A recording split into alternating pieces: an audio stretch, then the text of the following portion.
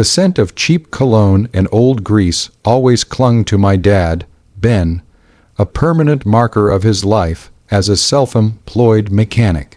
To my stepmom, Carol, it was the smell of failure. For 20 years, she systematically chipped away at his dignity, often in front of me, making sure I knew my father was nothing more than a grease monkey who peaked in high school.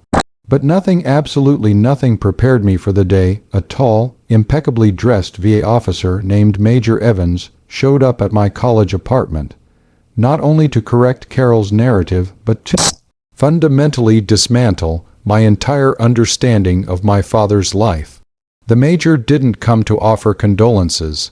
He came to deliver a truth so classified and so shattering that he insisted on locking the door before he spoke.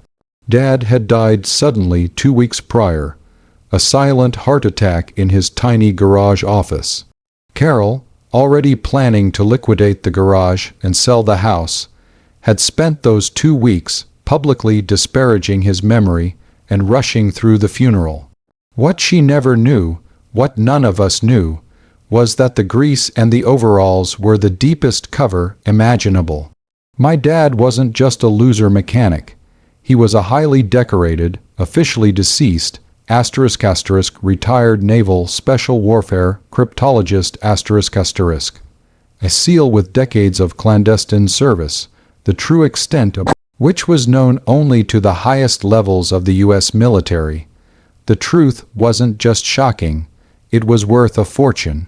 Major Evans was here to give me a package, a flag, and a classified letter detailing a posthumous, multi-million-dollar benefit package Carol was actively trying to intercept. Carol saw a broken-down garage. Major Evans saw the headquarters of a deep cover operative.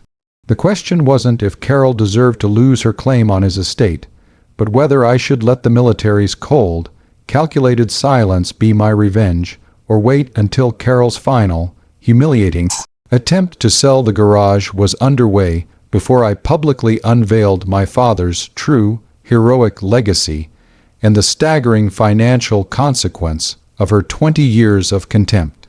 Tell me if you would have done the same thing. To really understand the venom in Carol's words and the reason my dad retreated into silence, you need the history of the three of us. My name is Alex, and I'm 20. My biological mother died when I was 7. 2 years later, Dad met Carol, a pretty, sharp-tongued woman who worked as an administrative assistant at a local insurance agency. She was quickly disillusioned. She thought she was marrying a man who would rise quickly. She got a man who bought a small, failing garage and spent all his time fixing engines. Their relationship was a slow, agonizing suffocation for Dad. Carol was obsessed with appearances and status. Our small, cluttered house was a source of constant embarrassment for her. She constantly pushed Dad to get a real job, with a real pension, and an office that didn't smell like oil. But Dad never budged. He was always quiet, unnervingly calm, and deeply resistant to change. He'd simply shrug, offer a soft smile, and go back to his paperwork in the back room of the garage, the only place he seemed truly at peace.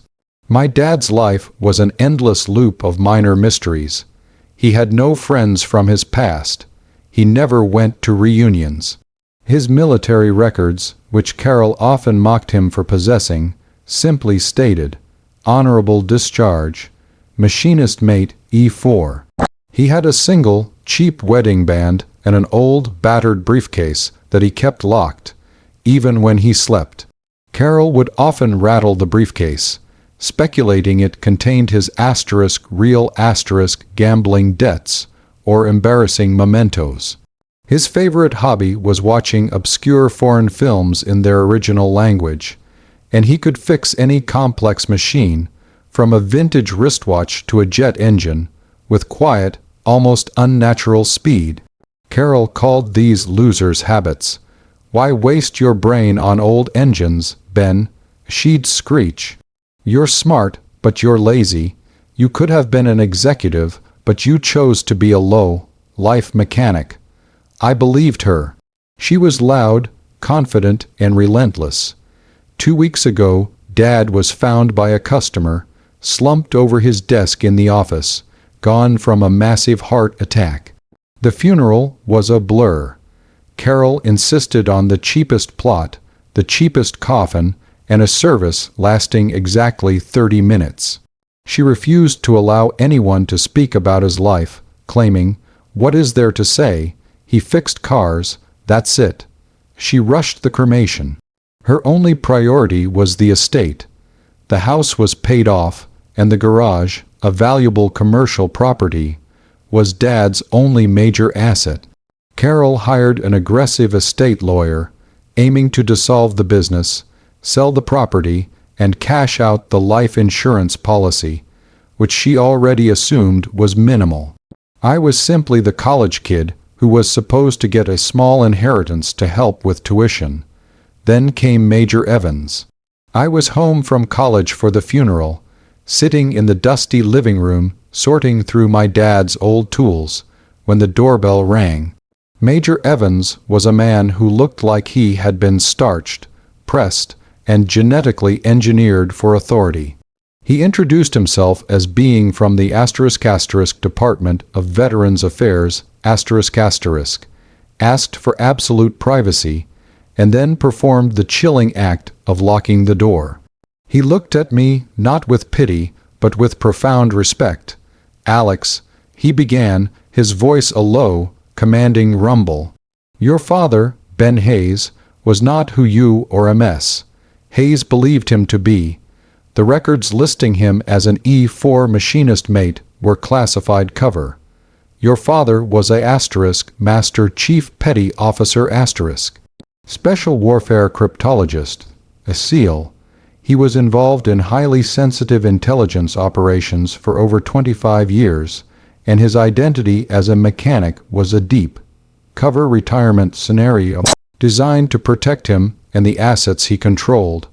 I felt the blood drain from my face. My quiet, greasy dad. A SEAL Master Chief, Major Evans confirmed everything. The locked briefcase wasn't gambling debts. It contained cryptographic keys and a specialized comms device. The constant travel wasn't business. It was active consultation on clandestine missions. He explained that Dad's official records were sealed until his death, and the instant he passed, his true identity was released to a designated team to settle his affairs and pay out his deferred compensation. The industrial accident, cover story for a past injury, which Carol often mocked, was actually a shrapnel wound sustained during a mission capture. Major Evans then revealed the numbers. Due to his years of classified service, deferred bonuses, and specialized retirement funds, the estate was entitled to a ** Special Services Death Benefit ** package totaling ** $18 million **, plus the full value of a previously undisclosed, fully liquid trust fund holding ** $5 million * in stocks. All tax-free, and because Carol had been deemed uncooperative with federal protocol. By rushing the funeral and refusing to identify any next of kin besides herself, Dad had ensured that the primary beneficiary of the $18 million benefit was his sole biological heir, * me, Alex Hayes. * Carol was only entitled to the house, which was already paid off. The garage property, which was registered under a discreet holding company run by the military for his cover expenses, was also mine. I was sitting in my dad's house, a house Carol owned, holding documents that proved I was suddenly $23 million richer, all because my loser mechanic, Dad, was actually a national hero. Carol was moving fast.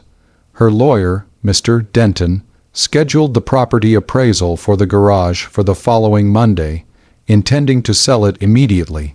Carol's plan was to be done with the smelly, worthless piece of junk, and move to a retirement community within the month, believing she was walking away with €400,000 in property assets and the house. So that's the situation I was in. My stepmom, who had spent 2 decades verbally abusing my father, was about to cash in on his death, completely unaware that he was a highly decorated, multi-million-dollar national hero who had ensured she would get nothing beyond the roof over her head. I had the power to make her final, triumphant moment of insulting my father, the selling of his beloved garage, the moment of her own ultimate, public financial and social humiliation. I could have simply waited until the probate court and silently claimed the $23 million. Or I could use the moment of the appraisal in the very place she despised, to expose my father's true legacy and demonstrate the staggering consequence of her cruelty. I wanted her to realize the depth of her contempt and the magnitude of the fortune she lost. Before I tell you the cold, methodical way I delivered the final verdict, a verdict that left Carol absolutely ruined, I want you to pause and comment below what you would have done in my shoes. Would you have prioritized discrete financial gain and peace? Or would you have used the massive, classified wealth to orchestrate her total and catastrophic humiliation? Seriously, let me know what choice you would have made right there. I chose the orchestrated, total humiliation. The garage was my father's sanctuary, the place Carol despised the most. It was only fitting that it become the stage for her downfall. Monday morning, the appraisal was set for 10:00 a.m. Carol arrived in a pristine white sedan, flanked by Mr. Denton and the commercial property appraiser, Mr. Wallace. She was radiating smug satisfaction. She pointed to a puddle of oil, wrinkled her nose, and said loudly, honestly, "Mr. Wallace, how can you value this smelly, filthy place? It's just a waste of commercial space. Ben never had a real business here." I was waiting inside the office, clean, shaven and wearing a simple but sharp suit. I had already taken the old, locked briefcase, which Major Evans had cleared for me, and placed it on the desk. "Good morning, Carol," I said, my voice calm. "Alex, what are you doing here?" She snapped. "This is business. Go back to college. You can have your cut after I liquidate this junk." Mr. Denton, the lawyer, stepped forward. "Mark, we're just here to finalize the appraisal process for the estate. You understand that your stepmother is entitled to the full value of the business assets." "I understand entirely, Mr. Denton," I replied, my eyes locked on Carol. "But before we sign anything, I believe we need to update the title and the ownership structure of this property." Carol scoffed. "What are you talking about? It's Ben's business. I inherit it." I smiled, a cold, calm smile my father had never taught me. I reached down and slowly opened the battered, locked briefcase. It didn't contain debts or mementos. It contained 2 things: a ** cleanly folded American flag, ** the kind that is presented by the military, and a thick stack of official, government, sealed documents, signed by Major Evans. I placed the flag reverently on the desk. Then I slid the first document, a formal letter from the ** Naval Special Warfare Command ** over to Mr. Denton. "Mr. Denton," I said, my voice cutting through the suddenly strained silence. "This property, the garage, was never fully owned by my father personally. It was held by a subsidiary entity, Chimera Shell Holdings LC, managed by the VA as part of his deep cover operational expenses.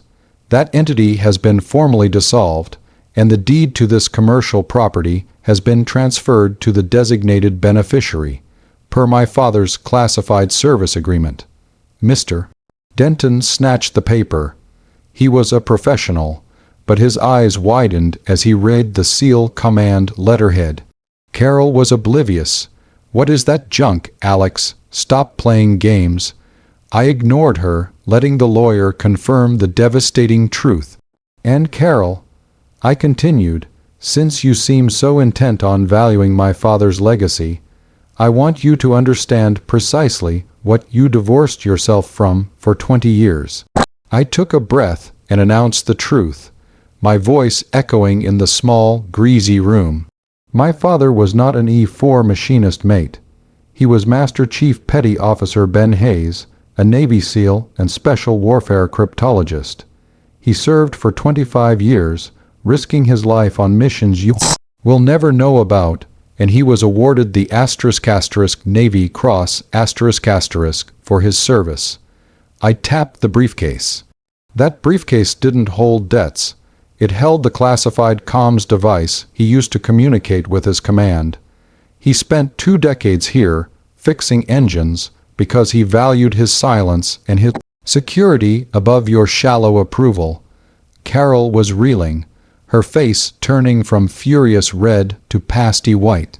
The appraiser, Mr. Wallace, looked absolutely stunned, staring at the flag and the command letterhead.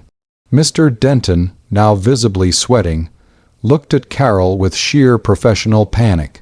"Carol, the deed is void, and the primary life insurance and deferred compensation package, which the government has just released, is detailed here." He gestured at the rest of the documents. "The total benefit is over **, $23 million **. The sole beneficiary for all of it is Alex Hayes, designated personally by your late husband." The garage office dissolved into absolute pandemonium. Carol screamed, not in grief, but in pure, white, hot financial fury. "23 million. I'm his wife. That's my money. He can't do that." I looked down at the American flag on the desk, the symbol of the sacrifice she had mocked. "He did do that, Carol, because you spent 20 years telling a Master Chief Petty Officer, a national hero, that he was nothing but a loser mechanic who smelled like grease. He chose his silence. And he chose his son. You get the house you already owned, and nothing more. The deed to the smelly, worthless piece of junk is now mine." Carol and Denton left in absolute disgrace. Carol spent the next month frantically trying to sue the government and the estate, claiming undue influence and fraud, but Major Evans and the VA legal team shut her down with cold, clinical precision. The classified nature of his service and the clear beneficiary designation made her case DOA dead on arrival. The fallout was instant and absolute. Carol lost all standing in her social circle. The story of the mechanic who was a millionaire SEAL hero and the greedy wife who lost it all became local legend. She still owns the house, but she lives there alone, knowing that she divorced herself from a national hero and a $23 million fortune, all because she valued status over substance. As for me, Alex Hayes, I am now a multi-millionaire college student. I immediately funded the building of a large, state-of-the-art mechanics school and memorial workshop on the site of the old garage, dedicated to my father, Master Chief Ben Hayes. I kept the old office exactly as he left it, grease and all, placing his Navy Cross next to his desk. I completed my degree, but I know my life's mission now is to honor the man who chose the quiet dignity of a mechanic's cover over the flash of a public life. The real injury wasn't the loss of his legs or any physical trauma. It was the loss of his peace, thanks to Carol. The greatest revenge wasn't the money itself, but the look on Carol's face when she realized her lifetime of contempt had cost her the world. I look back now and know I made the right choice. My calculated humiliation wasn't about spite. It was about delivering an unforgettable lesson on the true cost of familial contempt and superficiality. Like this video if you think I delivered the perfect, justified financial karma. Subscribe for more stories about secret trusts and spectacular revenge. And please, share your final thoughts on this whole mess in the comments section below. Do you think I should have allowed her a small settlement for comfort, or was leaving her with only the pay-off house the ultimate, perfect punishment? I'll see you all in the next story.